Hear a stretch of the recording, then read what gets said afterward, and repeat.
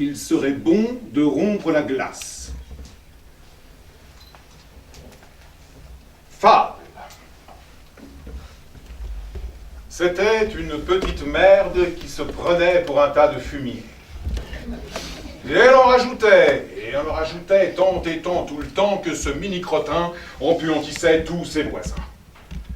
Mais un beau matin qu'elle en remettait pour que personne n'en perde, elle se fit écraser au beau milieu du chemin par la citerne à purin.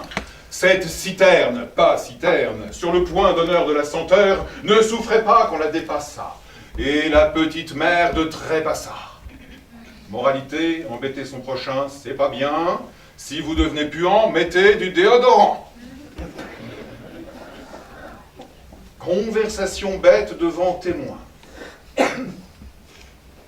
Quand les moutons font « mais », les vaches font «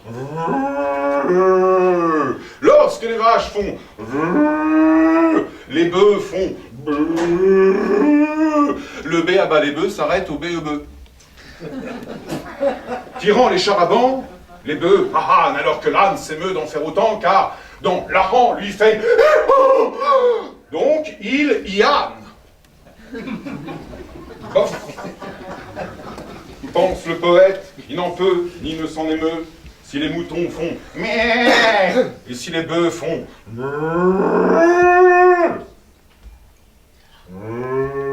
ah, la poésie, on ne sait pas ce que c'est, mais quand elle passe, on la reconnaît.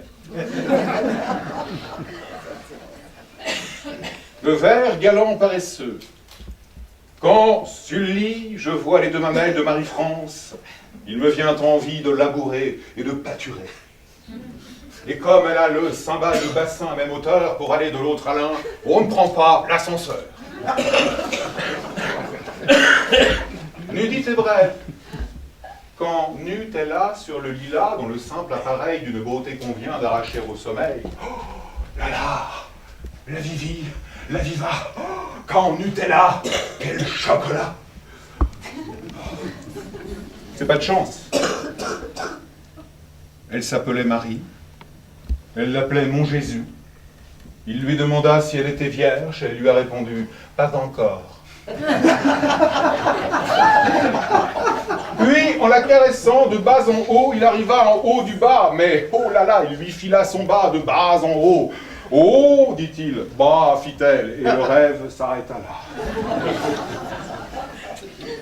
Heureux qui, comme la Seine, suit son cours dans son lit, et qui, pour s'instruire, n'a point d'autre souci, et moi, rêvant de faire Sorbonne en balancelle, je prie secrètement chaque nuit au bordel.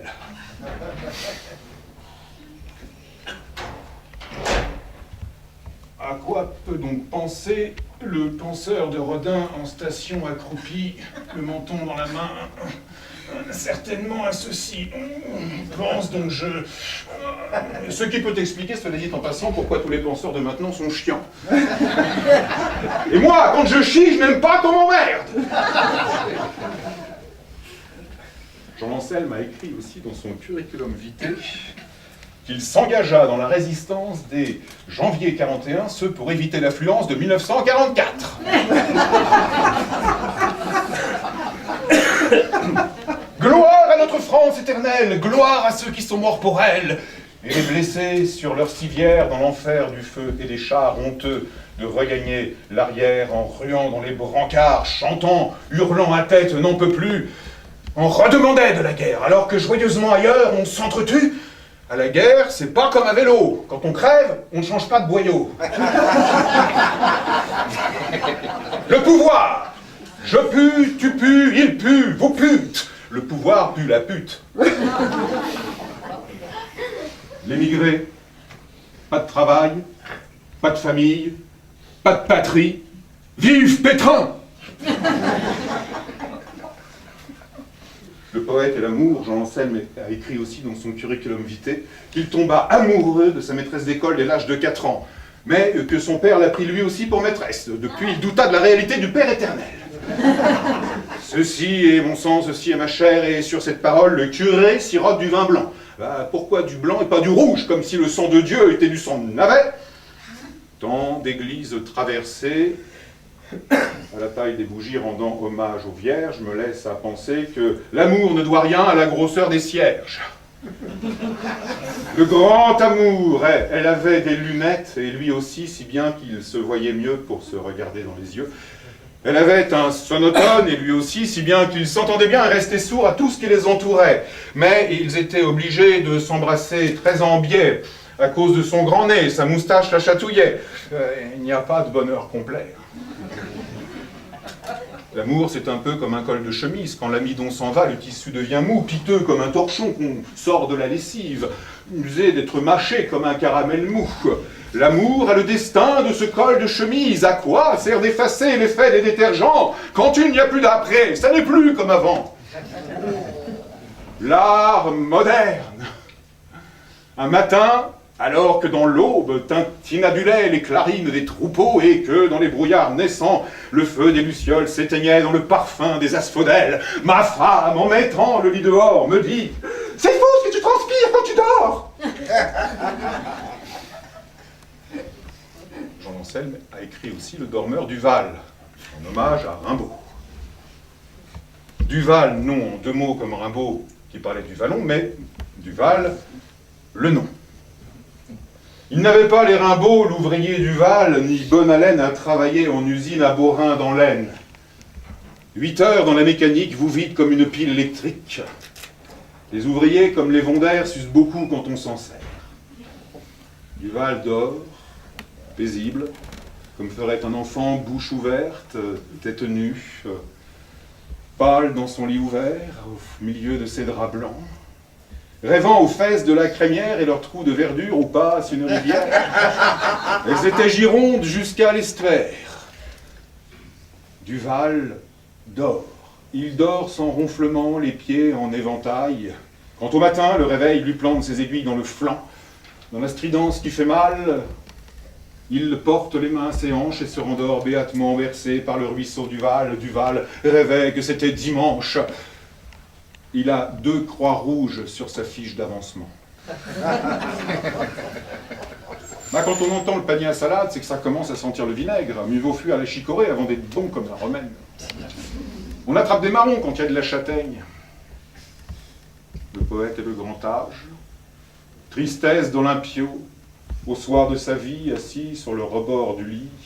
Le cul emmailloté, changeant sa bambinette, il songe malheureux qu'on ne pète plus le feu quand le pétard est mouillé. Je donne ma main à ma sœur kinésithérapeute.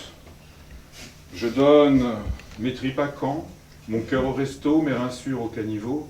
Je donne ma tête de l'art à l'art. Je donne mon foie au morue, mes yeux à Michel Morgan. Je donne ma langue à Ève et ma bouche à Adam. Je donne mon sang impur au micro-sillon. Je donne ma chance à mon cul qui en a besoin. Je donne mes jambes à mon cou et mes bras autour du tien. Je donne mon dernier souffle au bouche à bouche sans dégoût. Je donne mon pied à ma maîtresse. Je donne mon âme à Dieu. Perdre un rêve est aussi grave que la mort. Jean Anselme écrit sa dernière volonté. Il assure, à défaut de Musset, qu'il lui préférait un saule, préférait une bière bien fraîche avec beaucoup de mousse autour.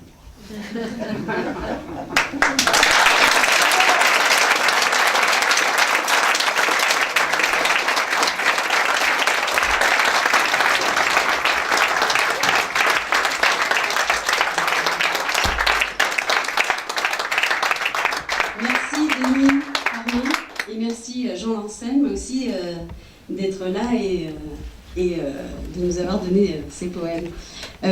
Parmi tous les poètes édités chez Rogerie, 2 poètes ont souhaité participer à cet hommage et témoigner aussi de leur amitié avec René, donc François Perche et Roland Rothenauer qui nous vient de Strasbourg. Pour nous donner un témoignage de René et puis nous faire part aussi de leur poésie. Si vous voulez bien venir.